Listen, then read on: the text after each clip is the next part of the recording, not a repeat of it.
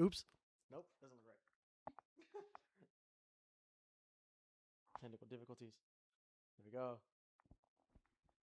See We're adjusting. each other. Welcome back, ladies and gentlemen, to the number one podcast in the world, Confessions.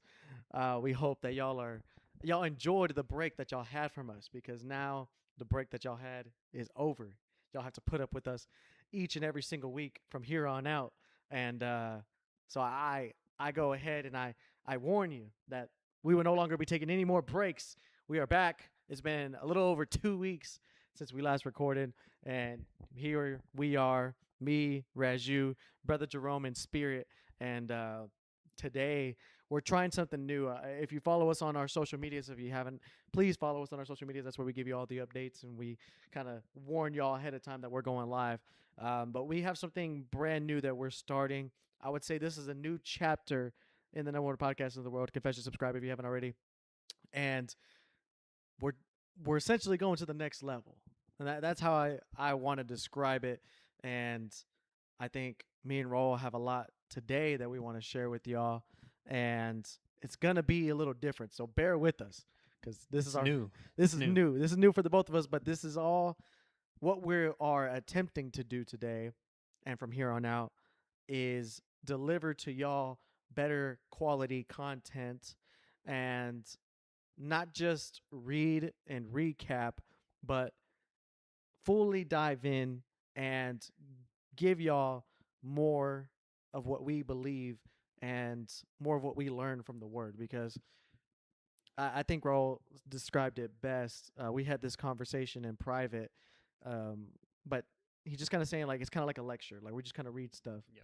and not personal. Yeah. And for me personally, I wasn't a terrible student, but I hated being lectured. It would just be so boring. I would complete my work and then go get distracted by being a class clown, going to talk to others and being a distraction. But I started to think about, okay, what genuinely gets me hooked? What what has my attention, my undivided attention? And it's usually when the first person I thought of was my old priest, and he wasn't necessarily rereading the scripture that we went over. He wasn't really reciting any notes that he had written down.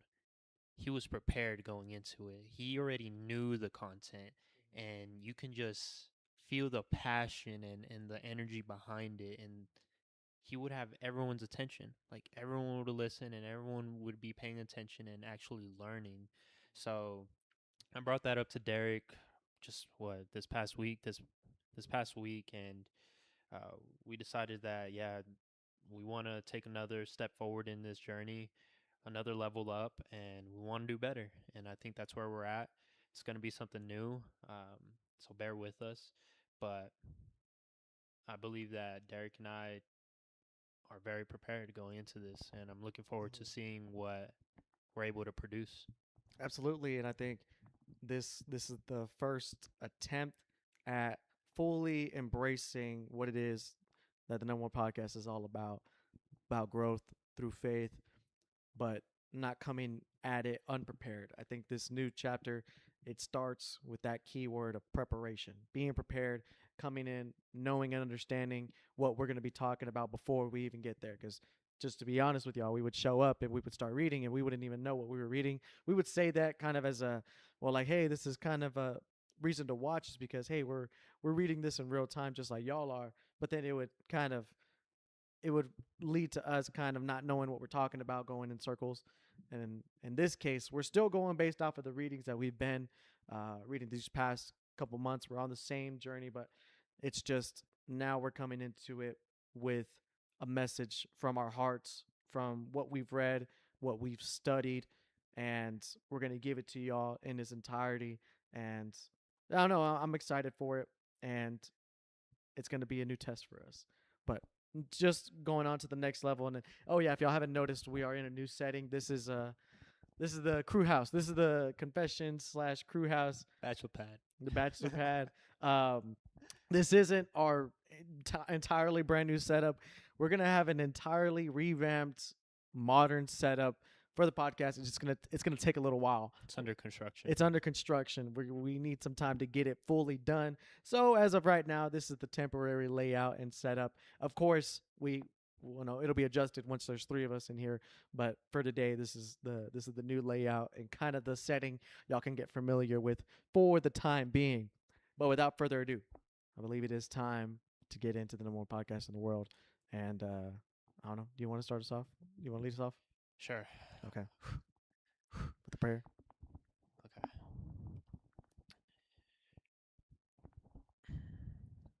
Dear Lord, I just want to give you thanks for another beautiful day, another beautiful podcast that you had brought us together to do.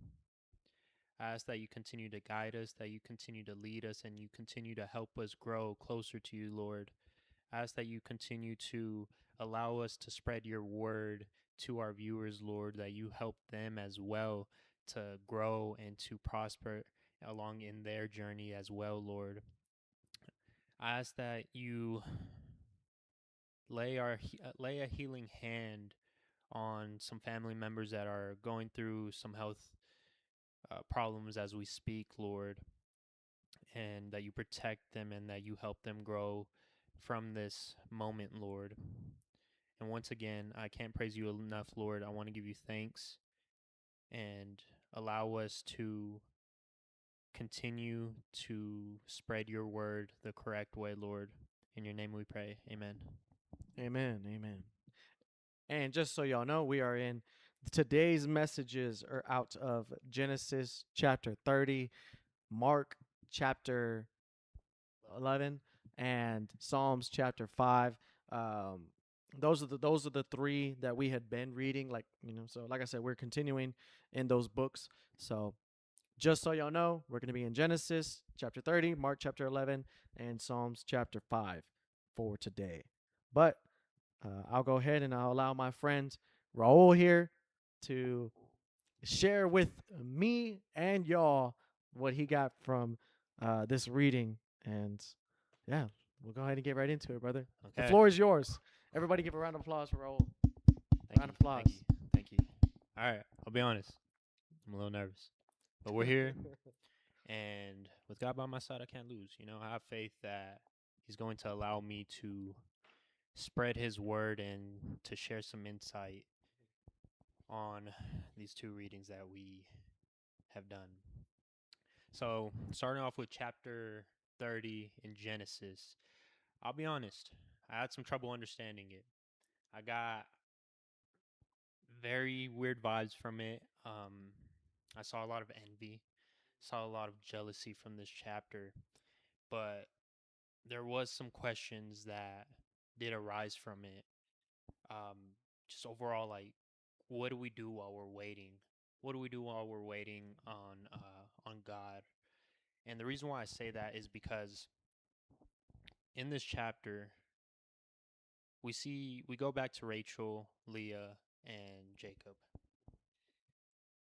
We see Rachel grow envious and jealous of her sister Leah because Leah is over here bearing children for Jacob, which Rachel can't do.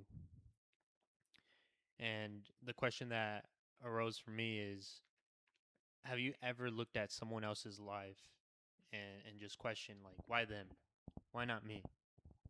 And for me personally, I've had those feelings before where you get jealous and you're looking around at your acquaintances, you're looking around maybe at your friends, your family, whoever it may be, and you're seeing their success start to come to them.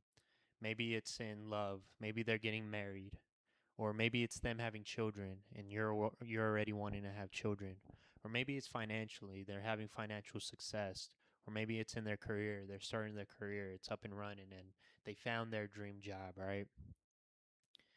But I believe in this chapter, Rachel showed us the perfect demonstration.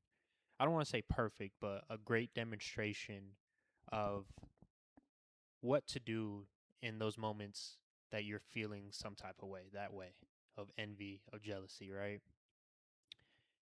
And what I see in her is that she remained faithful, and she didn't allow those emotions to pollute her mind or her heart. And in my opinion, just because someone else is being blessed in front of you, it doesn't mean that God has forgotten about you. Because if we do proceed down a little bit more in this section of the chapter, we do eventually see that Rachel does bear children. So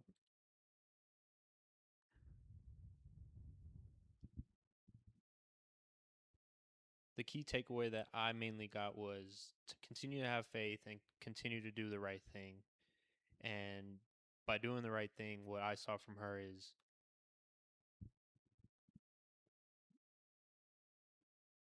she didn't allow those emotions to change her heart, and she helped the people around her win, because we see that she gives her maid, her servant, to her husband Jacob. And in those times, it was kind of a normal thing, and how it's seen is, long story short, how it was seen is that that child belonged to the owner, the Rachel, in that time, quote unquote. But how I saw it was that maid won. Her husband Jacob won as well. He was able to produce more children. The maid was able to produce more children. So she was being helpful towards them. And then we proceed a little bit more down the line, and she comes into a bargain with her sister Leah when it comes to mandrakes. And in that time, mandrakes were to believe that it brings fertility to, I'm guessing, man and woman. I don't know if it's just woman, but brings fertility. And she did a bargain with her sister where, hey, if you let me stay another night with uh, Jacob, I'll give you these mandrakes and you can get fertile or whatever. And what that went to show me was she allowed her sister to win as well. You know what? Fine. I'll wait my turn. I'll take a step back. You do your thing. I'm gonna remain faithful. I'm gonna try to do the right thing, and I'm gonna wait my time. My time is coming. And eventually, she was able to bear children to Jacob. That eventually came. So she had to go through all of this time. Jacob had, I think, like Oh, yeah. 5 children. I don't No, know, no, no. I want to say he more. had like 12 children. by But that in time, that time by the frame, time that she got pregnant, 12. he had, Goodness. because he had like 6 with Leah. He had uh, a couple with the maid servant. He had some with Leah's maid servant. So, I mean, he had a lot of kids by the time Rachel got pregnant. Yeah. And so just imagine how long that took. And just because it's not your time yet, it doesn't mean it's not coming. So you the key takeaway that I got from that section of the chapter was you have to remain patient. You have to remain faithful and understand that God hasn't forgotten about you. Lean not on your own understanding. You may want things right away. You may have it all planned and it's going to happen like this, like that, but most of the time, as we know, it doesn't go according to plan. And at the end of the day, it's not our will, it's God's will. But God hasn't forgot about you, and He's going to come through. You just have to remain patient and you have to remain faithful. So, proceeding into the next section of this chapter, I was able to kind of relate to it, and what I got from it was somehow a connection to the entrepreneurship side of things. Don't know how, but the reason why I say this is because Jacob saw an opportunity to grow his wealth and he took it. And I was able to relate to that, just because sometimes God blesses us with opportunity that literally falls into our laps, and you have to decide whether to take it or to leave it. And in this section, we're able to see that Jacob is ready to kind of go back home. He's ready to go back to his own country. He's like, he talks to his uncle Laban, and he's like, man, you know what? Like, I really appreciate all the things that you've done for me, but I want to take all my baby mamas, all my wives, children, and I'm trying to dip, trying to go. And Laban responds to him, well, hey, because you're favored by God, and because you're blessed with God, I've been able to get blessed as well. So how can I repay you? Like, what can I give to you in order to repay what you've done for me? And I like the fact that Jacob responds with, you don't have to give me nothing. Like, I don't really want anything from you. But how about this? Allow me to take the striped, the spotted, the brown sheep or lambs that you have, and you can keep all the purebred. You can keep all the white sheep, the good sheep or the lambs. And if I'm being honest, Laban agreed to it. Laban was like, all right, that works. If I'm being honest, excuse my language, but Laban ends up kind of doing some snake shit, straight up, in my opinion, from what I've seen. And the reason why I say that is because he takes all the striped, all the spotted, all the brown sheep, and he goes on a journey. He takes them away, 3 days away, 3 days away from his herd. And Jacob goes to that herd and he starts producing more. And I don't know how, it's kind of confusing, but he takes like some sort of rod or plant or something like that, plants in or puts it near the lambs, and he starts producing more spotted and striped sheep and brown sheep or lambs. And in that opportunity, Jacob was able to build his wealth. He was able to build better and stronger lambs, even though they were striped, even though they were spotted, and even though they weren't necessarily purebred, right? And my key takeaway that I kind of see from this is Laban, in a way, was already envious of this. And then obviously he's not going to be happy about the fact that, man, how come he has better lambs than me now? I have all the purebred, and like this wasn't supposed to happen. You weren't supposed to be doing better than me. And the key takeaway that I get from this is don't let somebody else's envy stop you from pursuing the opportunities that God puts in front of you, because Jacob saw an opportunity, and in my belief, that God put in front of him. God put that opportunity in front of him, and Jacob just took it. And it wasn't out of spite. It wasn't out of malintentions. It was just an opportunity he saw to grow and to do better. And like I said, Laban did some kind of snake stuff where he tried to take that away. He was just like, you know what? And hey, I don't want him to have the stripe, the spotted, and the brown lambs. I'm gonna take them away, and I'm gonna put them over here in the time being. Like, he's not gonna get anything from my pasture. He's not getting anything. But God made a way. God made a way to produce those brown, spotted, and striped lambs, and they ended up being better. So I think that's a beautiful thing that I personally can relate to, and that we can also learn from and take inspiration from when there's people in your life that are trying to hold you back, trying to tie you down because they simply just don't want better for you. Don't allow that to change your heart. Don't allow that to change your faith. Don't allow your own understanding, those emotions, when things aren't going to plan. Don't allow that to change the faith that you have in God, because at the end of the day, God hasn't forgotten about you. God has a greater plan for you, and his will be done at the end of the day rather than our own. So those are the key takeaways that I got from Genesis chapter 30. And should I go ahead and just proceed into Mark? Okay. So with Mark, I think the overall theme for me was a lot of planning and faith. That's what I mainly got from this chapter. And the question that rose for me is, what are you doing with what God already gave you? What are you going to do with it? And the reason why I say this is because in the beginning of this chapter, we see that even Jesus, the God in human form, the all-knowing, he knows what's coming in his future. He knows what people are going to end up doing. He's a man that can walk on water. He's the man that can turn water into wine. He's knowing. Even Jesus was planned and organized, even knowing what was going to happen.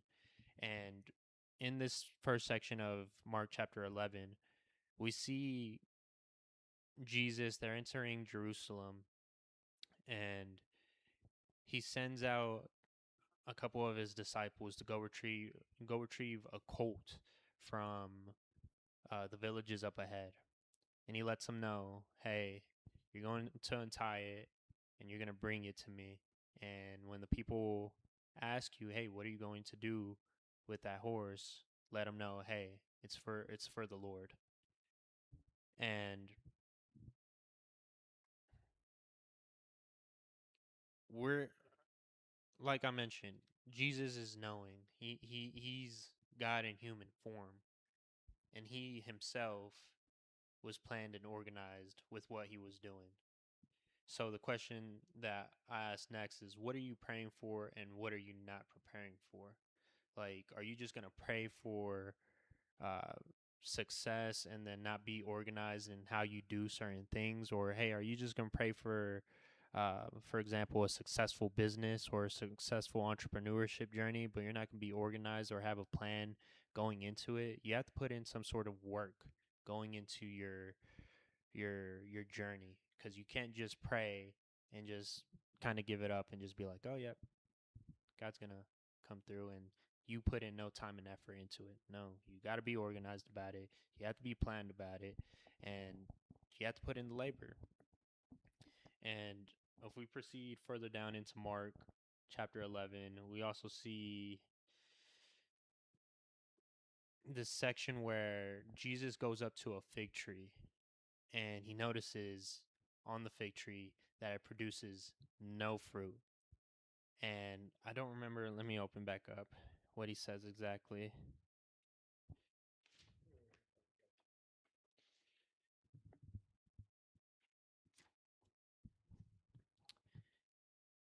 So he said to it, "May no one ever eat fruit from you again." And he literally curses the fig tree. And what I got from this is that if you're if you're not bearing any fruit, you're useless. And this makes me think of two things. One is going back to the Gospel of Matthew when it was the story about the gifts, and the the talents, where the owner went to his slaves and he gave them a few talents. One of the slaves came back with double it. The other slave came back with double it. Then the other slave dug it up, or dug it into a hole, left it there, and returned with the same talent. If you're not using your talents, if you're not using your gifts, if you're not producing any fruits, then you're useless. And then I want to give a shout out to my uncle. He put me on to John chapter 15. But John 15, verse 1 through 2, God cuts off the branches that bear no fruit. And this story about the fig tree made me think of that as well, because I guess I'm putting myself in the shoes of the fig tree. Putting yourself in the shoes of the fig tree, if you're not producing any sort of fruit, he's going to cut that off. He's going to cut that out from you. And I guess you can't just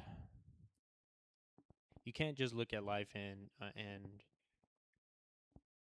be in a way oblivious when you're trying to grow. You actually have to take a look into the mirror and see what in your life is actually producing fruit. And when I think of that, I think of, for example, hey, is me consistently going out, getting drunk every weekend, is that producing any sort of fruit? No. Is me being unforgiving, is me being a complete jerk, just complete jerk to everyone, is that producing any fruit? No. It's more of a negative thing. It's more tearing people down. It's more tearing me down. So I think of it as, hey, those are the things that we need to cut off. And I think of that makes me think of John 15 and also this story about the fig tree. And we move a little bit further along, and the disciples and Jesus return to that fig tree, and they see that it has withered, that it died. And Jesus teaches us in verse 20 through 24. He says, "In the morning, as they passed by, they saw the fig tree withered away to its roots. Then Peter remembered and said to him, 'Rabbi, look, the fig tree that you cursed has withered.' Jesus answered, he said, 'Have faith in God. Truly I tell you, if you say to this mountain, be taken up and thrown into the sea, and if you do not doubt in your heart, but believe that what you say will come to pass, it will be done for you. So I tell you, whatever you ask for in prayer, believe that you have received it, and it will be yours.'" And those verses, verse 20 through 24, truly stuck out to me because we always talk about the power of prayer. We always talk about manifestation. And I think that was able to kind of hit my heart very much, because we go to God and we pray to him and we ask him for many things, for whatever it may be. And this is the story of my life, but time after time after time, he continues to prove himself once again. The power of prayer, the power of faith. Even if you have little faith, faith of as small as a mustard seed, right? We've read this before. It can move mountains. You can literally command a mountain to go jump into the sea, throw it into the sea, you know? And I think that verse really stuck out to me, and I thought it was such a beautiful verse that everyone should take upon themselves and learn that whatever you ask for in prayer, believe in it, believe that you already received it, and it will be yours. Whatever the case may be in this life. You want more wisdom, it's going to be yours if you believe in it. You want this business to work, it's going to be yours if you believe in it. You want more health, it's going to be yours if you believe in it. Have faith and believe that the war has already been won. And then at the very end of this verse, or of this chapter, excuse me, we're able to learn more about forgiveness. And it's kind of crazy because this is also said in the Lord's Prayer. It goes like, "Whenever you stand praying, forgive if you have anything against anyone, so that your Father in heaven may also forgive you your trespasses." Whenever you stand praying, forgive if you have anything against anyone, so that your Father in heaven may also forgive you for your trespasses. And I think oftentimes we think that forgiveness is for other people, but we have to constantly remind ourselves is that it's not just for them. It's for us. Because carrying that bitterness, carrying that hatred, that unforgiveness in our heart is just going to tear you down. It's going to continue to break you down. Always choose forgiveness, and it's like a literal weight off your shoulders. And how it says in this verse right here, so that your Father in heaven may also forgive you your trespasses. God is forgiving. God forgives us time after time after every single time we mess up, bro. We mess up 24/7 all the time. And he continues to forgive us. He continues to choose us, to love us. And I think that's really where we need to take inspiration from. So I think the key takeaways from a couple more overall key takeaways that we can take from Genesis 30 and Mark chapter 11 is that don't let envy consume you because you're waiting for something that God hasn't given you yet. Be patient and remain in faith, and your time will come. And then from Mark chapter 11, don't waste what God already has given you while you're waiting for something else.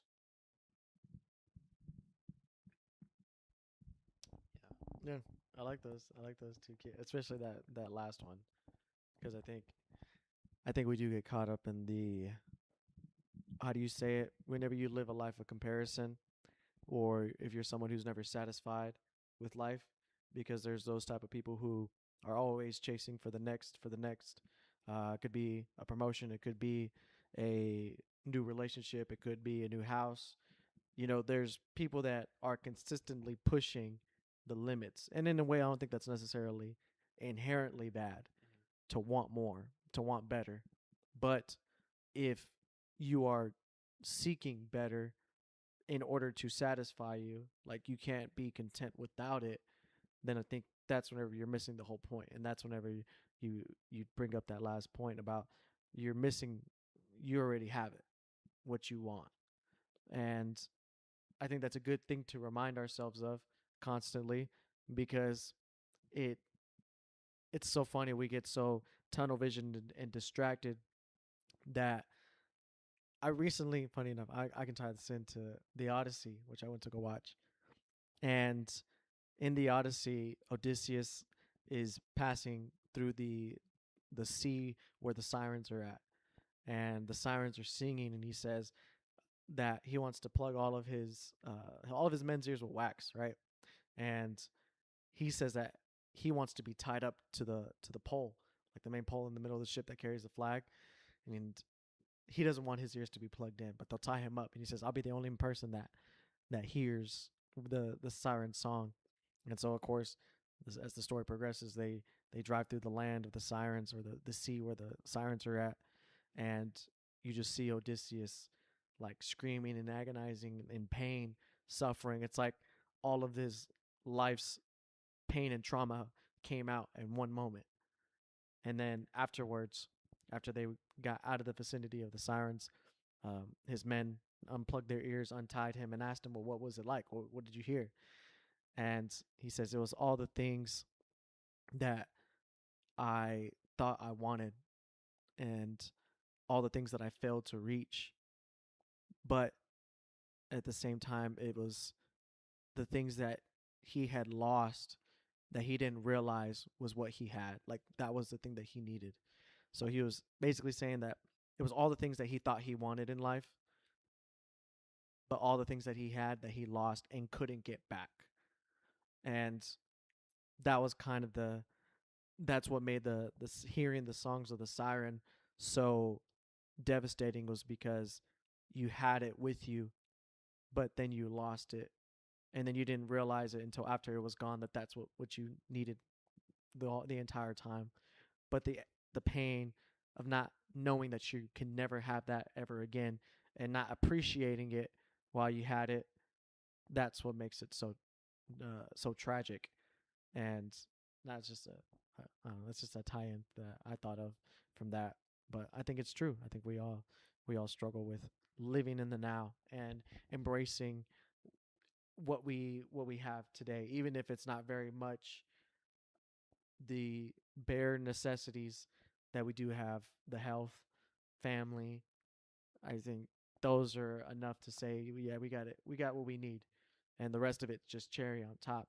Doesn't mean that we can't keep pushing and keep chasing better, but we can't allow that pursuit to be what determines our level of contentness and joy and peace within our lives. We can't let that chase of the high be what dictates how we view our life and view our life's purpose. Yeah, I completely agree, and I think it just ties into just gratitude, just being thankful for what we have. And I think I can also agree with exactly what you're saying. It's not a bad thing for you to continue to strive for more, for greatness, right? But just be willing to be conscious of what you do have right now. Being patient and waiting for God's timing, because at the end of the day, it's His will. Like like how I mentioned before, 99.9% of the time, a lot of things don't go according to plan. But you got to be prepared. You got to be prepared, because if you continue to pray, it's eventually going to come, and you have to believe it, and you got to be prepared for those times. And how can you prepare for those things to come? By living in the moment. Because I don't know where I heard this from, but how can you expect to handle the things that God wants you to bless you with, when you can't even handle the things that you currently have now? You can't even take care of those things that you currently have right now. So how do you expect Him to give you more?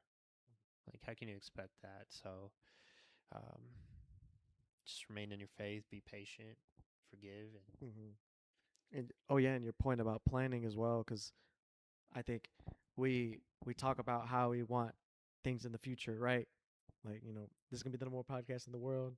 We're gonna be in a studio, big production, maybe even touring, right? But how do we get there? And that's the question. How do you accomplish anything in life? And one way that I had heard it be taught was just literally working backwards.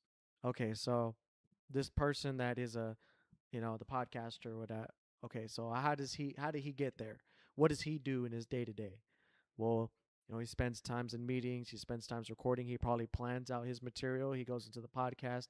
Each podcast he's prepared, he has a topic, he has, key themes, and he has ideas that he leaves with the audience, he leaves with value. Well, okay, so what does that mean? That probably means that he studied a lot, probably means that he read the material and he put it in over, so much time, and he just stayed consistent, and boom, he made it, right? But you gotta work backwards. That's one way that I was taught. It was like, you can't just expect this. You can't expect some eggs, flour, sugar to turn into a cake just like that. You got to put the pieces together, the ingredients together, and then eventually over time, once you put all those pieces in place, then it'll finally become what you intended it to be. But things don't start off that way.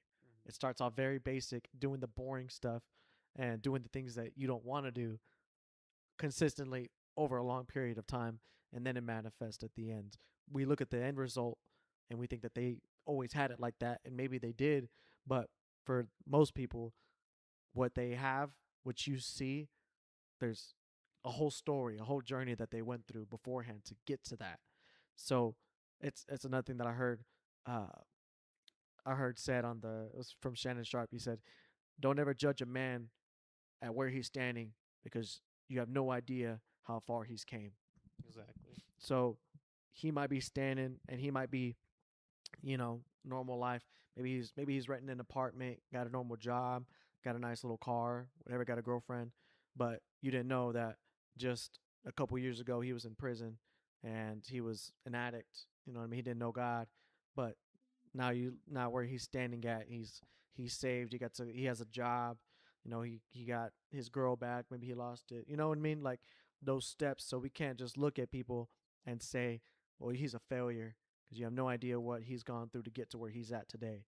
And so I think that's another thing we got to keep in mind. That's also staying present. That's staying grounded, and kind of how you touched on that second point that you had, just remaining grateful for what we have today and not comparing our lives to another, even if it's comparison and looking up or looking down. Mm. And I really love the fact that we, in this chapter of Mark, that you pray and you wholeheartedly believe in it, and you eventually will receive it.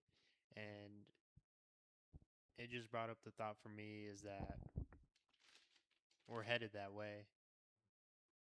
And the reason why I say this is because look at us, bro. Another step forward in the journey, and I think that's such a powerful thing. And it's our faith. In my opinion, it's our faith that's carrying this. It's just taking a look back at where we started to the steps that we took to reach that chapter, and then the steps to reach this chapter, and now we're at where we're at, taking another transition, another step forward into our lives, into our journeys. And the only answer that I have is because of our faith. You know, we asked, we prayed about it, uh, and I feel like we're slowly but surely getting subtle taste of the future, and it's just God blessing us at the end of the day. Yeah. And genuinely, I think about it. I think before the pod started, we were at 441 subscribers, and I remember whenever we couldn't hit 100. Like I remember, and we look at that 441, and that's really cool. Like that's incredible that we've been able to reach that many people that want to follow the journey and want to hear what we got to say. But we didn't know that we were going down that path when we first started. We had no idea that it would ever evolve and turn into what it is right now. We just knew, okay, well, we want to do this. Maybe it'd be really cool if we can make a career out of this, but let's just start. And that's kind of the preparation part. And it's like, well, we were the most unprepared ragtag group of kids just spewing nonsense, right? And just okay, we'll just talk about this today, and I think that explains to me why it took so long for us to start growing. Like we were going against the current, you know. There was a blueprint out there for, hey, you know, if you want to start a podcast, hey, you should probably do this. Find your niche. Once you find your niche, okay, make sure you go in prepared, have something to talk about, come with a value, be someone that gives to the audience instead of just show up and spew what? Some BS? How do you ever expect to grow like that? And so, and then also reminding ourselves that the numbers isn't what's important. What's important is that we're becoming the people that we want to be, and we're lucky that we're able to also impact people and plant those seeds, like how Jeremy always says, we're plant those seeds in them that maybe by seeing our growth, they'll be more interested and inclined to hear what we got to say. And but little did we know that all those years ago in the garage, you know, at my parents' place, that it would have ever manifested into this.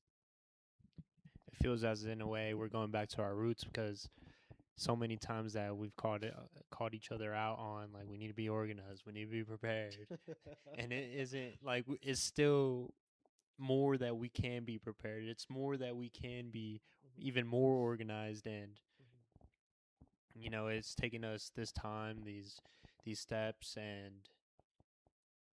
these what 50 plus. We're at what 60, 70. We're at 68.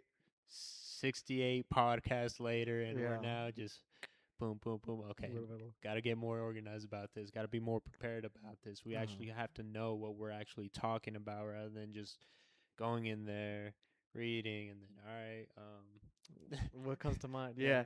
And what's funny is that we had talked about this off camera, but when we first started, right, no sort of plan, no sort of like nothing, no sort of direction, and then we stopped, and then a couple years later we came back and we started again, had some semblance of, okay, well, this is what I think we might want to talk about, and then went on, really no direction. We were about 10% of the way there, just sitting down and literally talking about anything. yeah, about anything and everything. And then we started reading the Bible this at the beginning of this year, and then I was like, okay, now it felt like at that time, man, yes, finally we have a direction.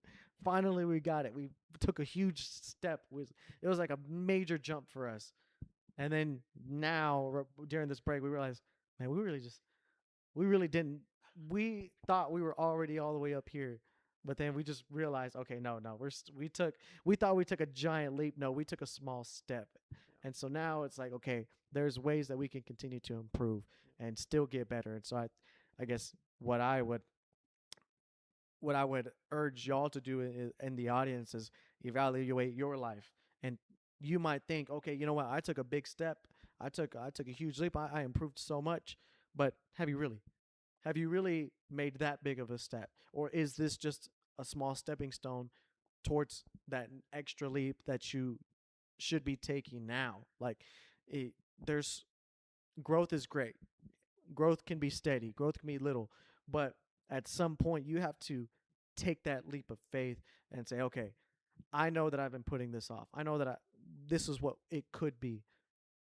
So let's go ahead and evaluate, okay, am I actually at my full potential? Have I reached it yet? Is this it? Is this the highest level Derek you're ever going to see? Is this the highest level Raju?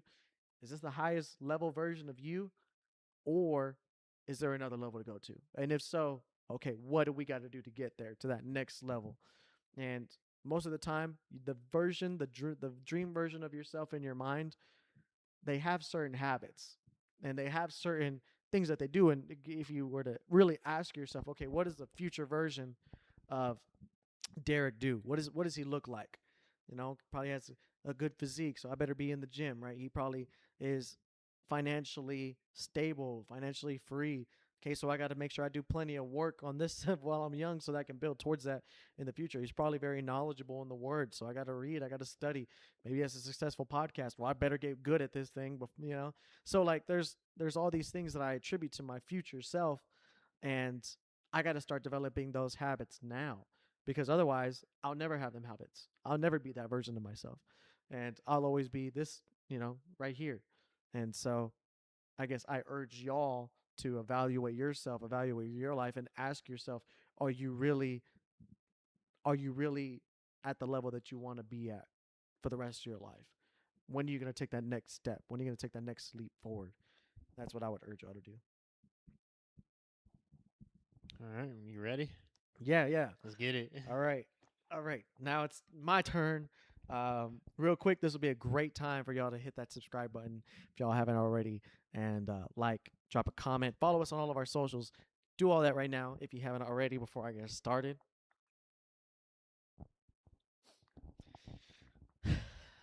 Now, similar to Raul, or not similar, but like we're talking about the same books, right? This is what's exciting, is that we're reading the same books, but we're getting two different pieces of knowledge and themes from it, and we're sharing two things from y'all that's completely based off of our own personal life experiences and how the word resonated with us.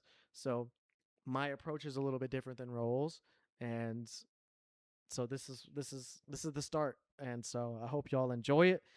Feel free to critique and leave your thoughts in the comments. Let me know how I can improve and do better.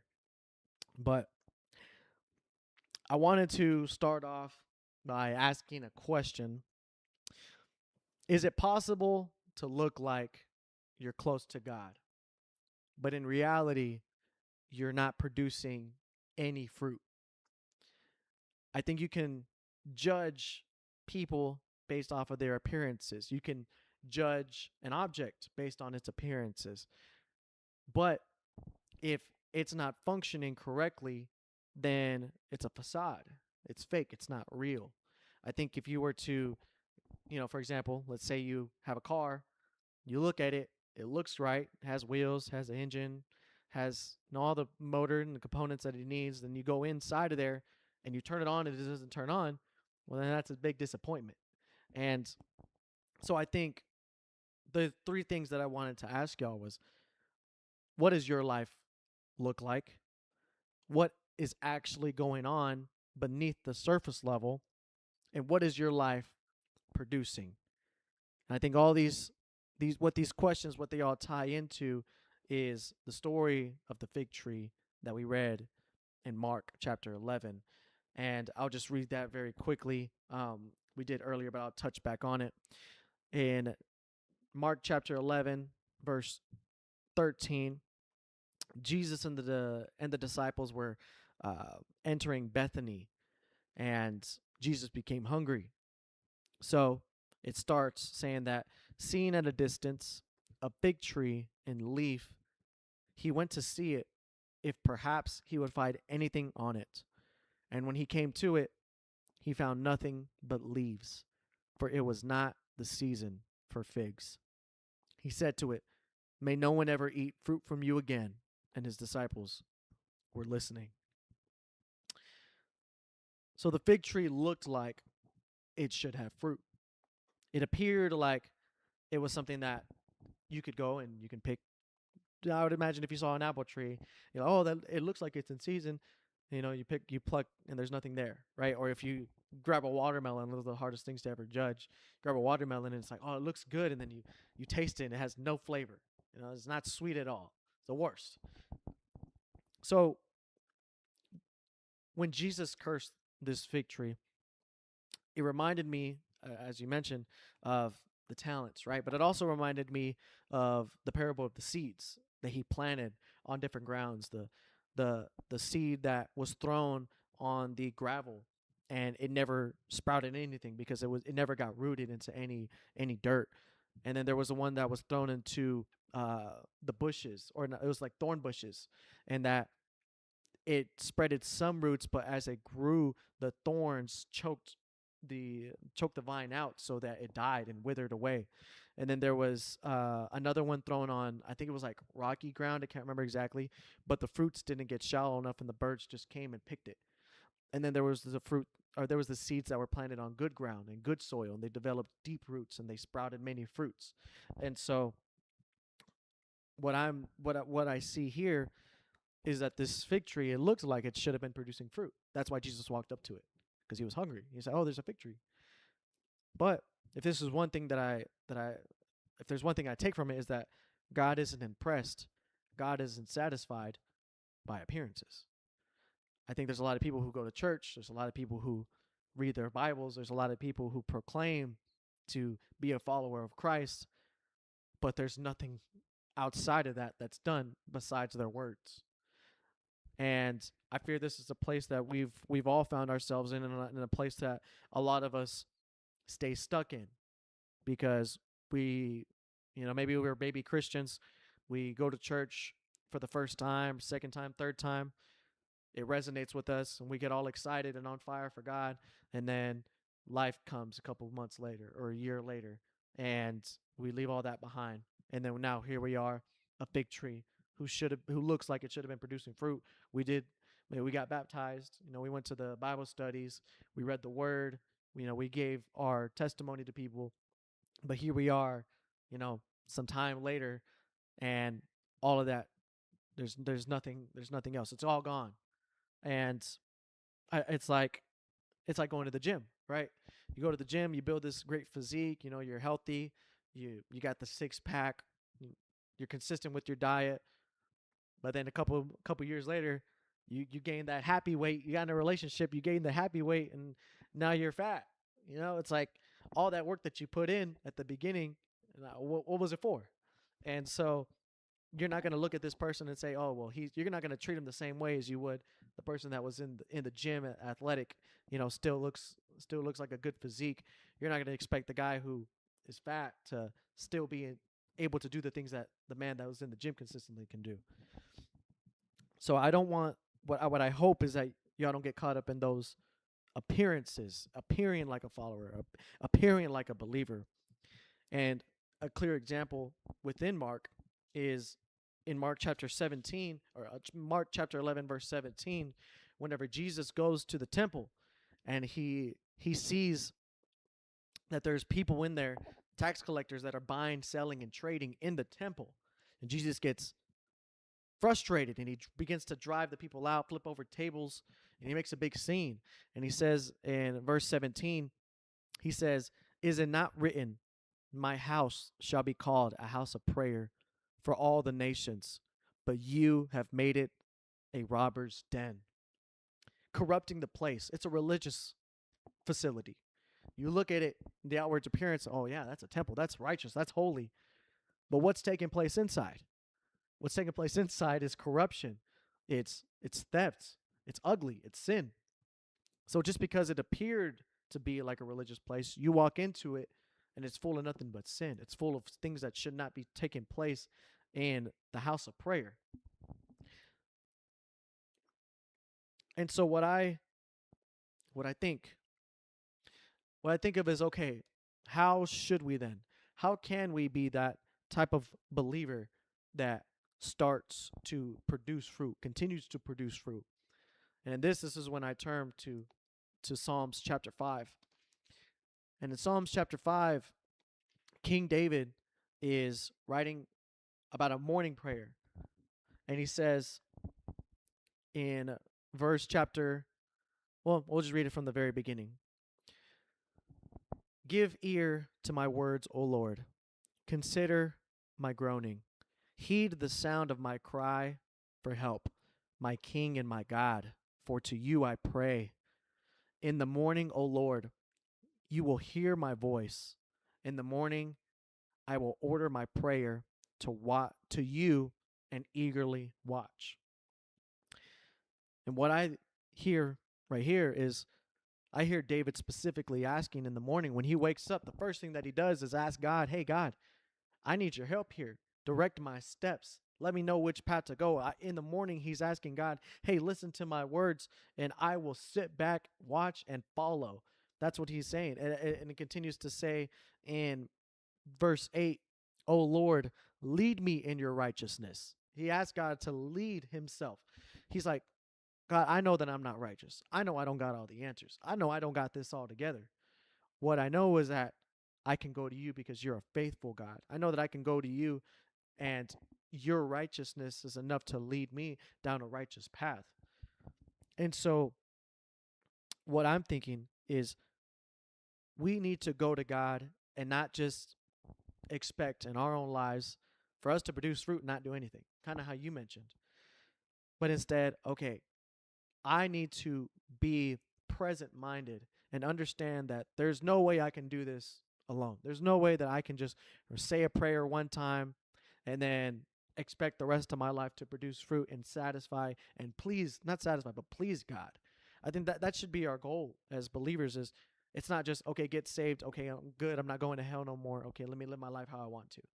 That's not what this is about. And I like that you brought up John chapter 15 about being cut off from the vine because in this way it's God is the vine, but the branches, right? They're supposed to be connected to the vine, but these branches are not connected to the vine. And so I think what's interesting about that is we think that we're connected, that we're in the Word of God, but we're not. And so we get cut off. But it's like, well, you were never rooted in the first place. It's like the parable of the seeds. We had, shallow roots that were thrown on rocks, and yet we get plucked away. And it's like, well, what the heck? I thought I was planted, but you never were planted in the first place. You thought, maybe you pretended, maybe you did some things that, okay, well, I convinced myself that I'm good enough. Okay, now I need to. I did good things for a couple of times. I helped some poor people. I got baptized. I did that for a year. I think I'm good now.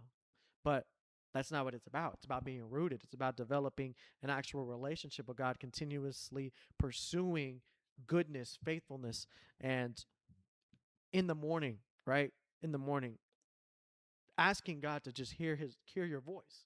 I think that's beautiful to have that type of relationship with God, to be able to walk and say, I'm walking down the path that God has set for me because I asked him. I'm in relationship with him. I speak with him every single day, every single morning. He knows me, and I can trust that I'm not walking down a path that I've set out for myself. I can go down and I can produce fruit. But then to this takes me to Genesis chapter 30, and we see a stark contrast between what's taking place in Mark and what's taking place in Genesis. Because in Mark, as we read with the fig tree wasn't producing anything. It appeared as it should, but it wasn't. And then we go to Genesis chapter 30, and there's all sorts of production going on. Right, mainly babies. Babies are getting produced left and right, and we see Rachel and Leah competing to produce children. At the same time, Leah is producing children because she wants the relationship with Jacob that Rachel has. She doesn't have it, but she wants it. So in order to try to please Jacob, she's producing children. Rachel is jealous as you mentioned, because she can't produce children, but Leah can. And so what I think is sometimes we focus on trying to produce something, but we forget whether or not what we're producing actually matters. Is what we are producing to serve God, or is it just to prove something? Because when you look at what was going on between them, they were popping out kids. Hey, this is great. Like, hey, this is, you're producing life. You're producing what's going to carry on the lineage that will eventually lead to David, would eventually lead to Jesus. So it's not something to be taken lightly. Like this, the blessings, what Abraham's covenant with God is passing down to the lineage of these children, but they're just popping them out left and right, competing to see who's the best wife. And and so what I think is we need to be aware. We need to be intentional about the fruit that we're producing. Why are we producing it in the first place? Right? Because what's the point of having the success? What's the point of having the relationship? What's the point of having all of these things, but spiritually you're still empty? Spiritually, God doesn't even know who you are. You're not producing any real fruit. You're not making any new believers. You're not leading anyone to Christ. What's the point of producing all these things, but none of it matters in the first? None of it matters. It's like it's like having an apple tree, but the apple tree is producing oranges. That's not its function. That's not its purpose. That's not what it's intended to do. So it's the wrong fruit. So I think we need to understand that whenever we are producing things, whenever we go into work, when we go into our relationships, when we go into our career, with our family lives, in every case, we need to ensure that the fruit that we're producing in those places is meant to serve God, meant to reflect God, meant to reflect our relationship with Him, so that we can lead other people towards Him, to demonstrate, hey, you know what? I don't got things all together, but because of God, I'm able to produce such good things for you. I'm able to provide a good life for my family, for my children, for my wife. I'm able to excel in my career. I'm able to get the promotion. I'm able to, my finances are continuing to improve. I'm able to lead people. But this fruit at the end of the day, it isn't to serve y'all. It isn't to show off. It's a byproduct of my faithfulness to God. That's what it is. It's a reflection of God following through on his promise to me, that, as you mentioned in Mark, the promise that if we have faith, that we can tell this mountain to leap into the sea and it'll be done. That if, as long as we believe it wholeheartedly in our hearts, whenever we pray, they will be granted to us. Like, this is just God fulfilling those promises that He made. I didn't say those things. Those are the words in red. I'm gonna take that. I'm gonna take that over my own words. So we need to be intentional about the fruit that we are producing, to ensure that it's a reflection of what God's will is in our lives, not what other people's will is or what our own will is. So don't look fruitful, be fruitful. And when you are fruitful, it'll show, because fruit is something that you can enjoy. It's sweet. It tastes good. People look forward to eating, especially back in these days, right? There wasn't like no crazy desserts or, cheesecakes, stuff like that. So whenever you got fruit, it tasted sweet, and it was a dessert that was tasteful, that it was like something that I'd imagine how, for example, I have a sweet tooth, right? I love I love cookies, I love cake, I love all sorts of things like that. So I'd imagine they're looking forward to that, like I do whenever I get to enjoy a cookie or something like that. I'm like, man, this is it right here. That's what our fruit should taste like. It should taste good. We should be able to walk into a room, like how Jesus says, be the salt and the light. We should make things taste better. We should make the environment feel better. We should be something that people look towards in the darkness. That's what we should be. That's an example of us bearing fruit. But I think also, what are the exact examples of fruits that we should be bearing? And I look no further than the fruits of the Spirit: love, patience, kindness, self control, faithfulness, joy, peace, gentleness. These are the fruits of the Spirit that God had, given us. But at the end of all of that, right, it says that if you do not have love, you don't have anything. Love is the foundation of it all. You cannot have patience without love. You cannot have kindness without love. You cannot forgive without love. You cannot be faithful without love. You cannot have joy, peace, gentleness, self-control. I think is one of the hardest things to actually maintain. Having self-control to tell yourself no, to deny your own fleshly desires. That's love, but that's love that's it's not what we would attribute love to actually be like, because you have to love God enough. You have to love yourself enough to tell yourself, no, I can't have these things. I can't, these things are negative from my life. I can't allow myself to succumb to these. So love is the foundation of everything that we that everything that all of our fruits that we need to produce. Love is the foundation of all of that. But as I mentioned, as I close out, I do want to actually read word for word what Jesus had said, and I'm going to be reiterating what Raul had said. Have faith in God. Truly I say to you, whoever says to this mountain, be taken up and cast into the sea, and do not doubt in his whoever says to this mountain, be taken up and cast into the sea, and does not doubt in his heart, but believes that what he says is going to happen, it will be granted to him. Therefore I say to you, all things for which you pray and ask, believe you have received them, and they will be granted to you.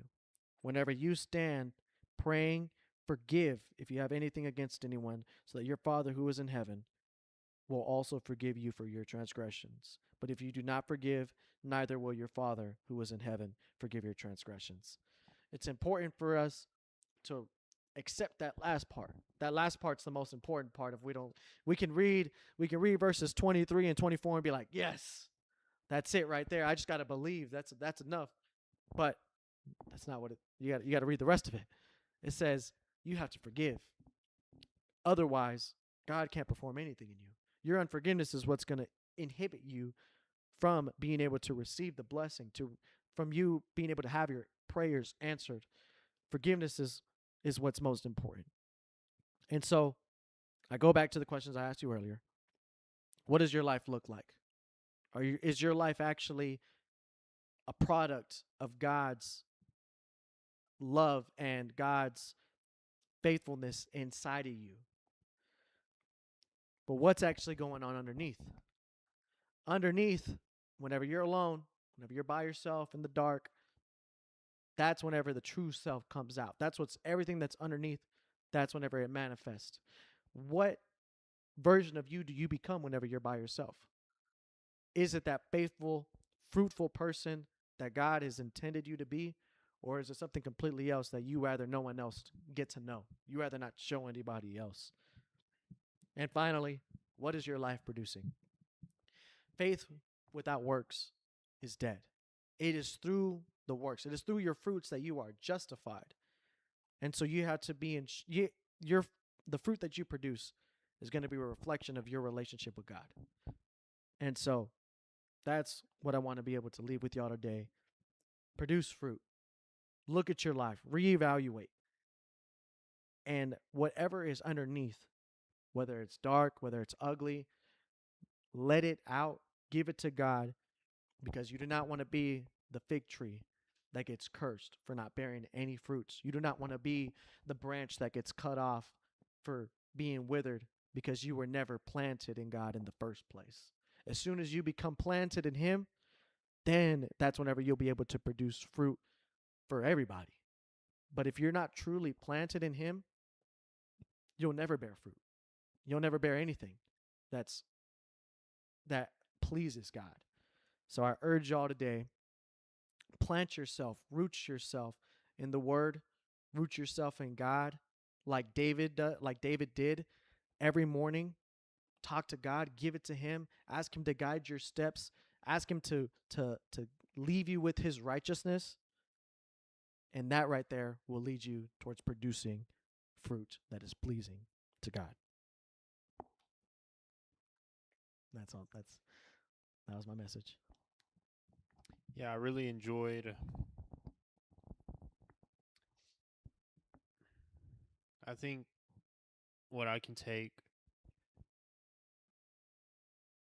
overall from this reading and the way that we both interpreted it is being able to take a look at the mirror and genuinely sit there and ask yourself, hey, is what I'm doing out of love? Is what I'm doing out of faith? Kind of how you broke that down into what was it? Not the commandments, but the self worth, the patience, the what are they called? The fruit of the spirit. And I love the fact how you mentioned that all of that, the main premise of it all is love. And I think just being able to take a look at yourself in the mirror and ask yourself, hey, is what I'm doing out of love? Is what I'm doing out of faithfulness? And at the end of the day, what I love to personally do is take inspiration from Jesus. Jesus Christ is literally the perfect human being that ever walked on this world. And you ever going through a trial, you ever going through a tribulation, or you even going through a good moment, ask yourself, what would Jesus do? And where can you find those answers?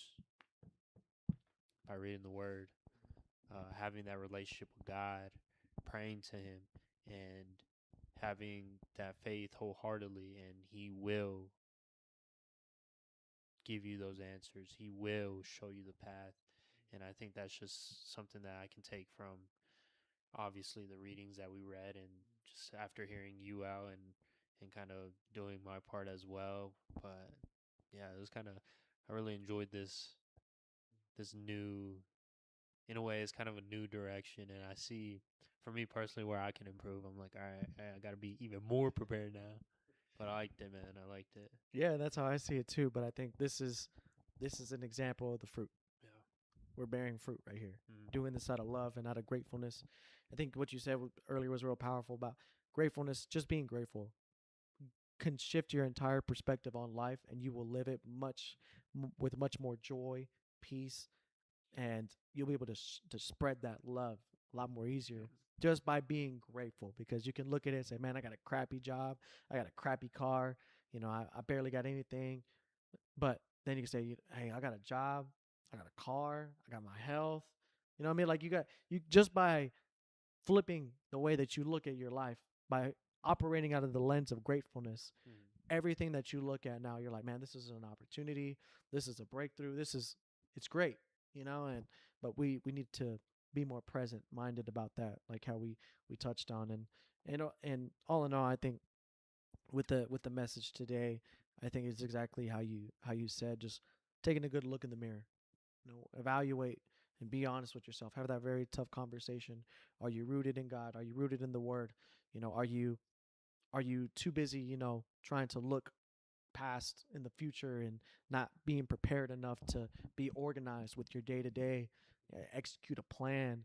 How do you expect to achieve those goals if you think you're just gonna drop into your lap all of a sudden? And even if it did, would you be able to handle it? You mentioned, if God's going to give you all these blessings, can you even, if He can't even trust you with the little that you got, how is He supposed to trust you with more? Like how you said.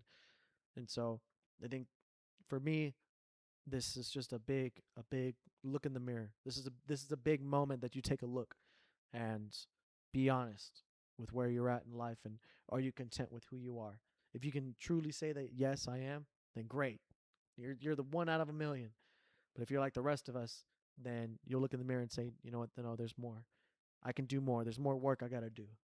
And that's okay, because I can lean on my God to carry me through all these trials and tribulations that are coming. And as long as I'm stay prepared, as long as I lean on Him, then the path will come. And I just got to walk down it and stay faithful, stay with my self control, love, kindness, all those things, producing good fruit. And so, yeah, that's what I got. Yeah, I like to believe that we're doing this with the Confessions podcast. I know Brother Jerome's here in spirit, and I have full confidence and faith in my Lord and Savior Jesus Christ, God, that I believe that we actually did and are doing what we read about today with the podcast. Taking a step back, looking in the mirror, and being like, hey, we've come this far. We're at where we're at. Hey, look at this. We need to improve this. And I believe that we're going down the right path. I believe that we're going down the right journey, and it's all centered with God. And I believe that He's leading us down this path, and